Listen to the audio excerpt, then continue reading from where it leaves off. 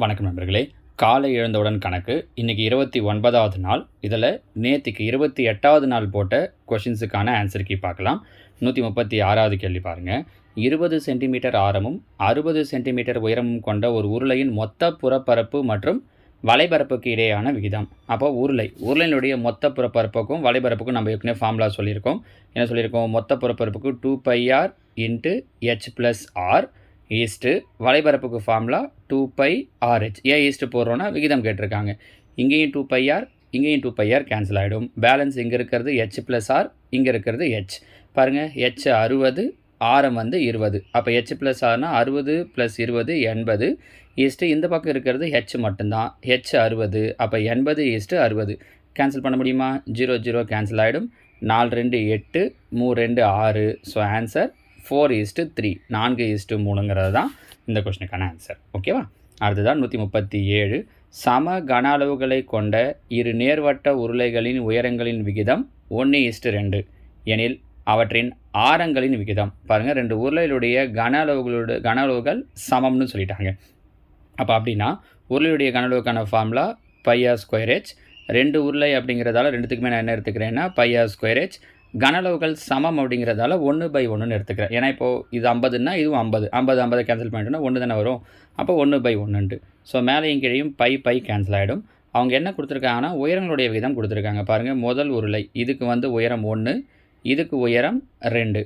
அப்போது இந்த வகுத்தில் இருக்கிற 2 ஈக்குவல்ட்டுக்கு இந்த பக்கம் வந்துடும். 1 இந்த பக்கம் வந்தாலும் ஒன்றும் பிரச்சனை இல்லை. அப்போ இந்த 2 இந்த பக்கம் வந்துச்சுன்னா 1 2 2. ஸோ 2/1ன்னு கிடைக்கும். ஆனால் இங்கே இருக்கிறது என்ன இருக்குது? r² இருக்குது. கரெக்டாக? இது 2 என்னவா இருக்குது? r². நமக்கு என்ன தேவைன்னா ஆரம் தான் தேவை. ஸோ ஸ்கொயர் இங்கே வந்துச்சுன்னா ரூட்டாக வந்துடும். 2க்கு ரூட் எடுத்தால் √2 தான், பை 1க்கு ரூட் எடுத்தால் 1. So answer √2:1. சரிங்களா? இந்த கொஷின்ஸ் எல்லாமே பார்த்தீங்கன்னா பழைய ஸ்கூல் புக்கு, இப்போ இருக்கிற புது ஸ்கூல் புக்கு, இது எல்லாத்துலேருந்தும் கம்பைல் பண்ணி கொடுத்துருக்கேன்.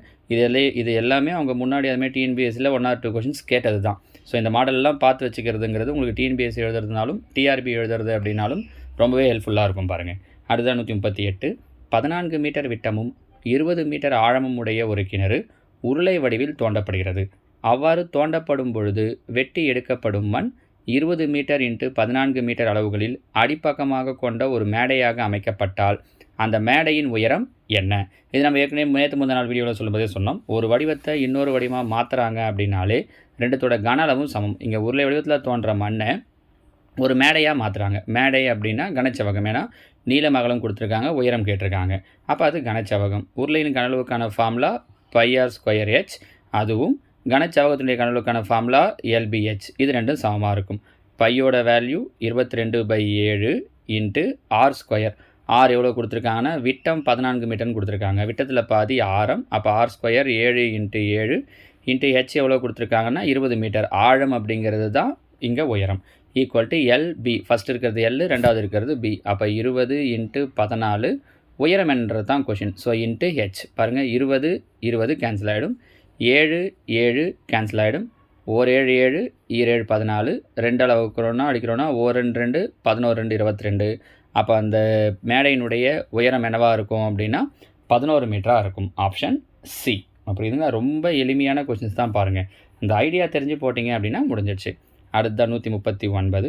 15 சென்டிமீட்டர் உயரமும் 16 சென்டிமீட்டரை அடிப்பக்க விட்டமாகவும் கொண்ட ஒரு நேர்வட்ட திண்ம கூம்பின் வலைபரப்பு. கூம்புடைய வலைபரப்புக்கான ஃபார்முலா πrl. பாருங்கள், ஆரம் கொடுத்துட்டாங்க. ஆரம்னா விட்டம் கொடுத்துருக்காங்க. விட்டம் 16 அப்படின்னா ஆரம் 8. அது பிரச்சனை இல்லை.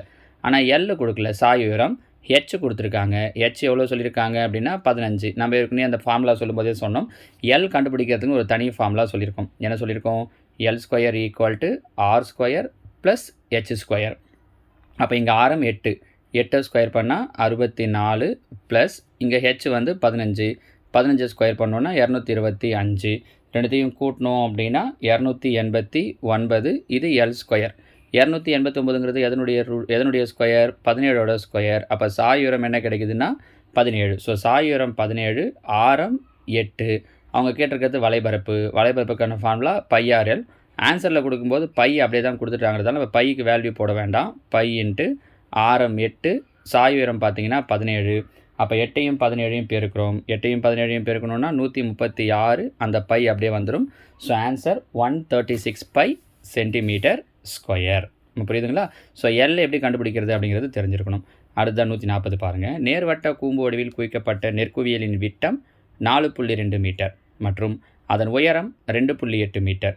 இந்நெற்குவியலை மழையிலிருந்து பாதுகாக்க கித்தான் துணியால் மிகச் சரியாக மூடப்படுகிறது எனில் தேவையான கித்தான் துணியின் பரப்பு. இதுவும் பார்த்தீங்கன்னா அவங்க சொல்கிறது புரியுதான்னு பாருங்கள். ஒரு நெல் குவிச்சு வச்சுருக்காங்க, இது மேலே ஒரு துணியை வச்சு மூடுறாங்க. அப்போ இந்த மாதிரி மூடுவாங்க, கரெக்டாக? அப்போ நம்ம என்ன கண்டுபிடிக்கணும்னா அது கூம்பு வடிவத்தில் தான் குவிச்சு வச்சுருப்பாங்க, சரியா?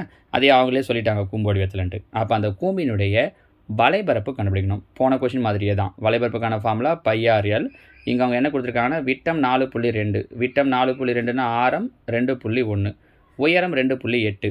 இப்போ தான் சொன்னோம் L square equal to R square plus H square. அப்போ ஆரம் 2.1 ஸ்கொயர் பண்ணோம் அப்படின்னா 4.41, விட்டம் உயரம் 2.8, 2.8 ஸ்கொயர் பண்ணுறோம் அப்படின்னா 7.84, ரெண்டுத்தையும் கூட்டினோம் அப்படின்னா 5, 2, 12, 12.25. இது எல் ஸ்கொயர்.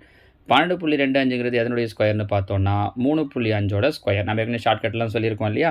12.25 3 12, 12.25 வந்துடும். அப்போது எல்லோட வேல்யூ 3.5. இங்கே அங்கே ஆன்சர் பையை வச்சு கொடுக்கல, வெறும் நம்பராக தான் கொடுத்துருக்காங்கன்றதால பையோட வேல்யூ போட்டு தான் சொல்லணும். அப்போ 22/7 இன்ட்டு ஆரம் எவ்வளோன்னா 2.1 இன்ட்டு எல் எவ்வளோ கண்டுபிடிச்சிருக்கோன்னா 3.5. கேன்சல் பண்ணோன்னா 177 0.5735.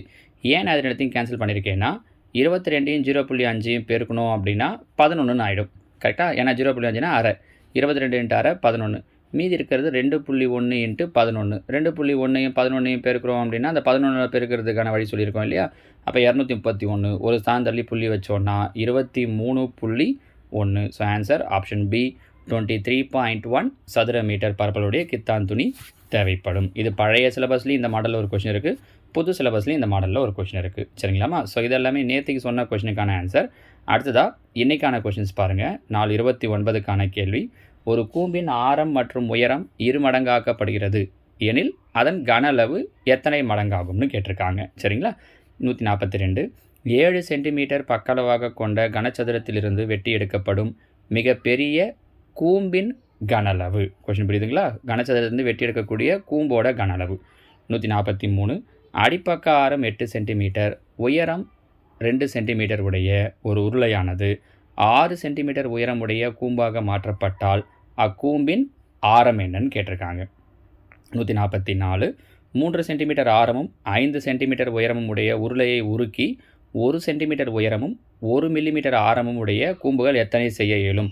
இந்த கொஸ்டினுக்கு ஆன்சர் பண்ணும்போது கொஞ்சம் நல்லா கவனிச்சுக்கோங்க. 1 சென்டிமீட்டர் உயரம் 1 மில்லிமீட்டர் ஆரம்னு கொடுத்துருக்காங்க. மற்ற எல்லா யூனிட்டும் சென்டிமீட்டரில் இருக்குது, இது மட்டும் மில்லிமீட்டரில் இருக்குது. ஸோ ஆன்சர் பண்ணும்போது கவனமாக ஒன்று சென்டிமீட்டர் எல்லாத்தையும் மில்லிமீட்டராக மாற்றுங்க, இல்லை இந்த மில்லிமீட்டரை மட்டும் சென்டிமீட்டராக மாற்றி ஆன்சர் பண்ணுங்கள், சரியா? அடுத்தா 145. ஒரு கோளத்தின் கன அளவு 4851 கன சென்டிமீட்டர் எனில் அதன் வலைபரப்பு என்னன்னு கேட்டிருக்காங்க, சரிங்களா? இந்த 5 கேள்விக்கான உங்களோட ஆன்சர்ஸை கீழே கமெண்டில் சொல்லுங்கள்.